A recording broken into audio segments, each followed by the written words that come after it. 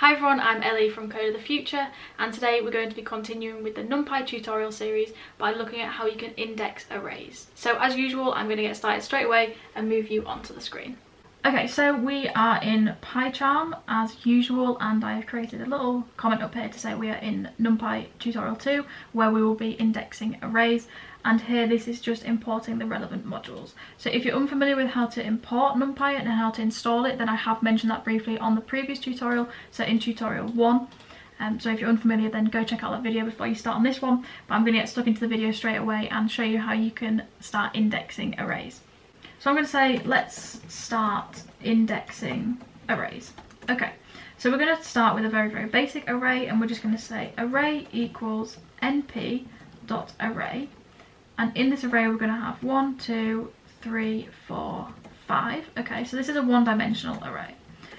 So I'll put that there. One-dimensional array. So what's something that's, what's worth noting is throughout this video, we will see that indexing can change according to the dimension of the array that you're working in. So we're going to start with something very simple, a one-dimensional array. So if you're unfamiliar with how to assign arrays and everything, then I have mentioned that in my previous video, so again, go check that out if you're unfamiliar, but we're just going to get stuck in straight away.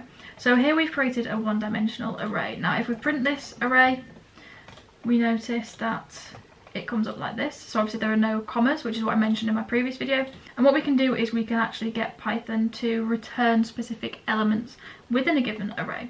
So that is known as indexing. So what we can do is, we'll drop this down. So the way that we index arrays, now if you are familiar with Python in general, we can take a list and we can index lists, and we can also do the same with strings as well. So if you are familiar with that, then this will be a breeze to you really. It's just when you start increasing the dimensions that it can get a little bit confusing.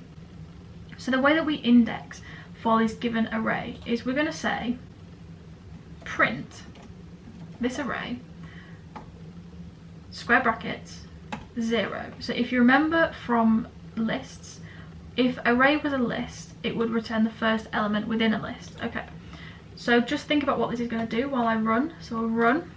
Okay, perfect. It returns 1. So for one-dimensional arrays, this same process that we use for lists works.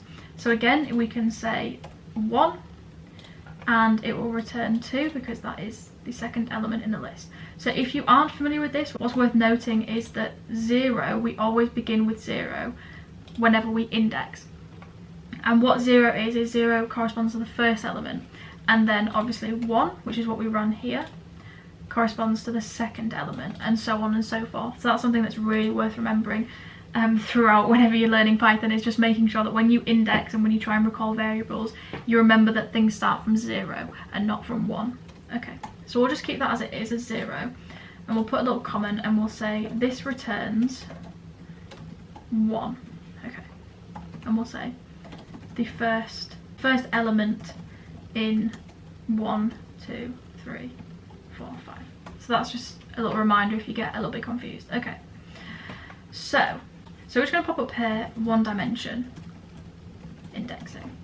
Now the notation is slightly different when we change to two-dimensional. So we're going to say two-dimensional indexing, and we're going to create a new dimensional array. So just to kind of recall what we're doing, we're going to call this toDim, and we're going to let it equal NumPy np.array.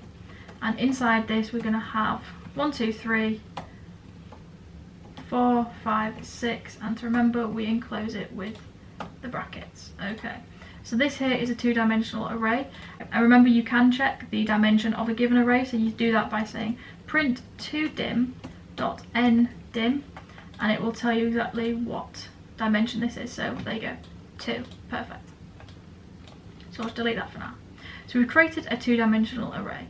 Now what's worth kind of remembering, and I'm just going to drop this down, what's worth remembering for different dimensions is because you have different elements, so this here is an element and this here is an element, and then inside those elements we have kind of more elements for those elements, it gets a little bit confusing. You can't simply just recall 0 because here this would be the 0th element. Okay, so the way that we can index two-dimensional arrays is we'll just start by saying print todim, and again we're going to use square brackets. Now we're going to say 0 to start with. I'm going to run this. Okay, so what this does here is it will return the first element within this array, and that's what we get. We get 1, 2, 3.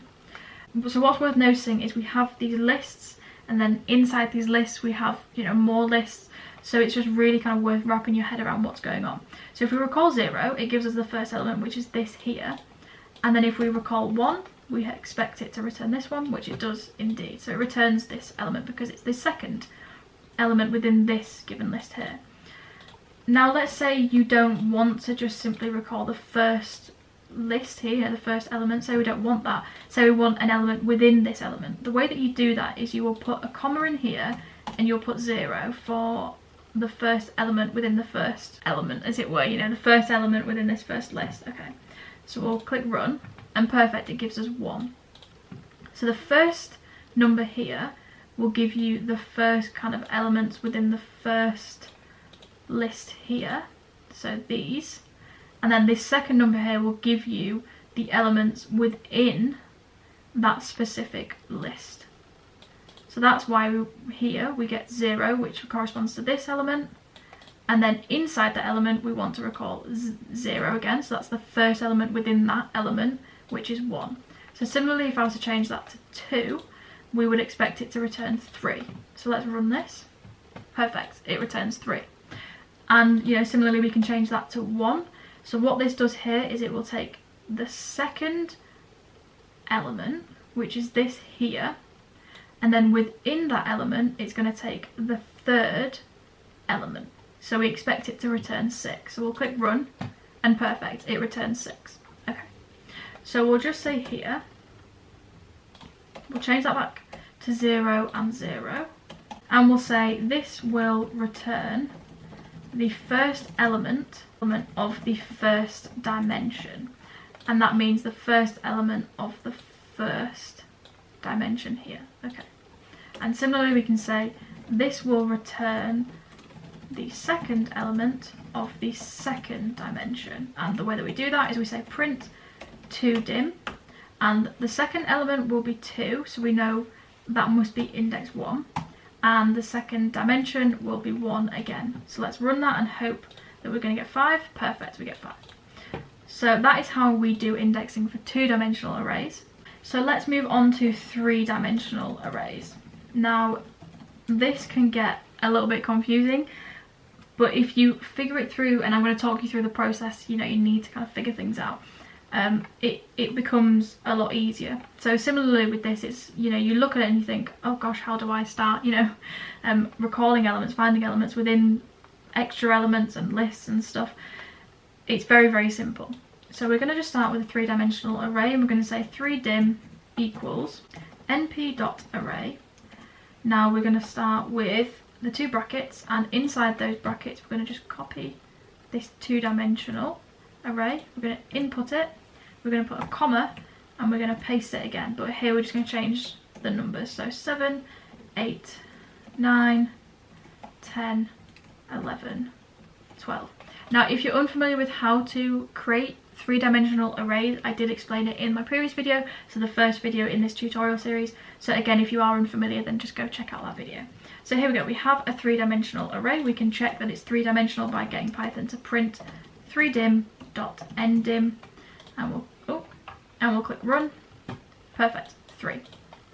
Okay, so let's run that again, and we're just going to drop this down. So let's add some extra spaces in here so we can see what we're doing. So we're going to say print 3dim 0, 1, 2. Okay, so we're going to just kind of talk through what's going on here. I'm going to put it in comments just to help you kind of understand it a little bit better.